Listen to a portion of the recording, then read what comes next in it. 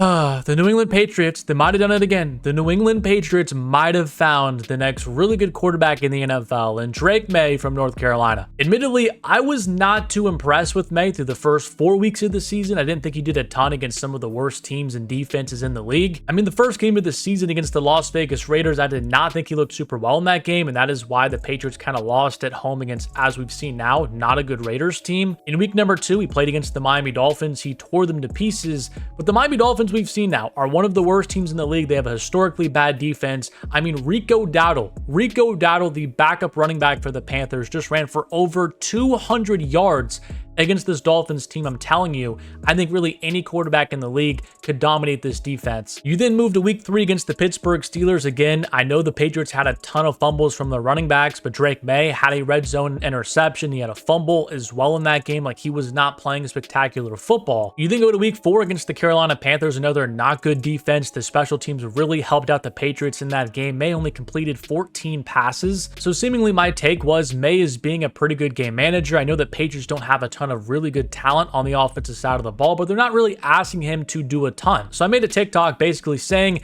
everybody was telling me that Maye was going to be the next really good quarterback in the NFL, how he was going to break out in year number 2. And my stance through the first month of the season was, I don't quite see that. Like, I see a good quarterback, but nothing special. But after Sunday Night Football against the Buffalo Bills, I have to reconsider my stance because that was a very, very impressive performance. And yes, the Bills defense is not good. I've said that time and time again this season, last season. The Bills defense is not good. Really, by every metric, they're not very good. Last season, the only saving grace for them was the amount of turnovers they created. This year, they've struggled to create as many turnovers, and as we've seen, they've really struggled to stop some not very good offenses. But for me, throw that all out of the window. I don't care that the Bills don't have some stellar defense like the 2000 Ravens. It was the situation for me. On the road as a year 2 quarterback in prime time against the team that owns the division, has won it for multiple years in a row, and Maye just kept making big play after big play after big play to win that game for the Patriots. The box score number is not going to blow you away. Maye did not even throw a touchdown in this game, but if you watch especially the second half, whenever there was a long third down,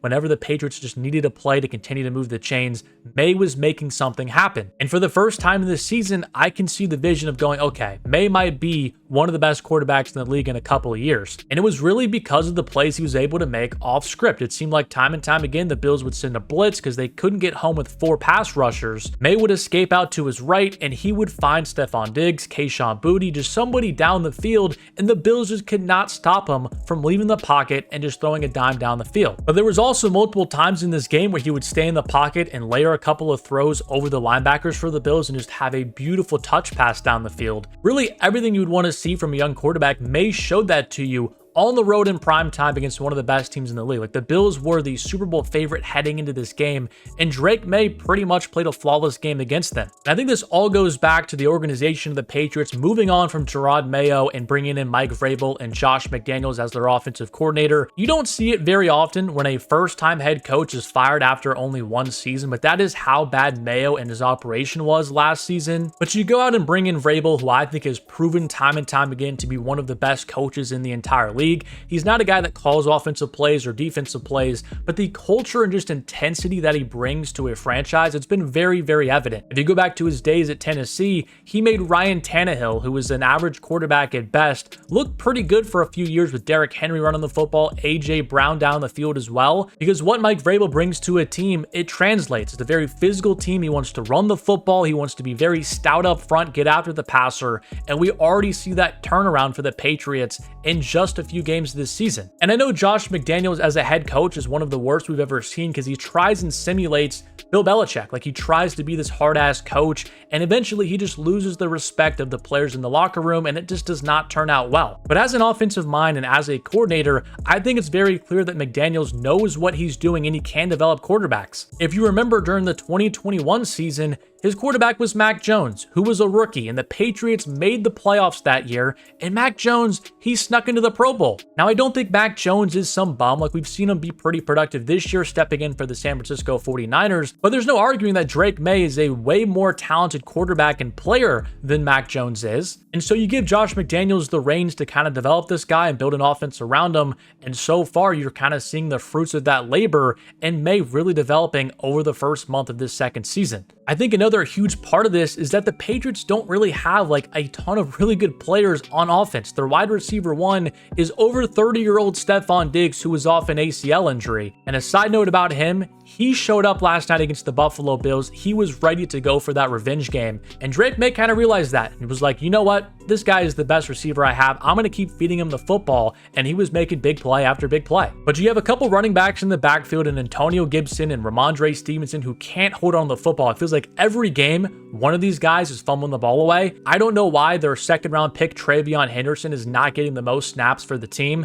Gibson did tear his ACL, so maybe that opens the door for Henderson to get some more reps. But what I saw in preseason and training camp with this guy, Henderson looks like he can be a really special player in this league with his athleticism, his ability to catch the football, and even be a pass blocker. So I would love moving forward for New England to kind of lean into that more and just give Henderson some more reps, because they don't really have a lot of home run hitters and explosive players on their offense. And really the one guy that they invested a lot of capital into, I don't know why they're not utilizing him more. So they've really got one good receiver in Stephon Diggs, but he is older. He's off an ACL injury. He's clearly not the same player he was a few years ago. The running back situation is good, but you don't even play your best player in Travion Henderson, in my opinion. The tight end room is good with Austin Hooper and Hunter Henry, who's fairly underrated. But I think with these skill position players, the ceiling that this offense can eclipse is definitely pretty low. But now that we have some confirmation that Drake Maye can play, he can make some things happen off script, he can carry an offense at times, this is when you really load up on weapons, you load up on the supporting cast,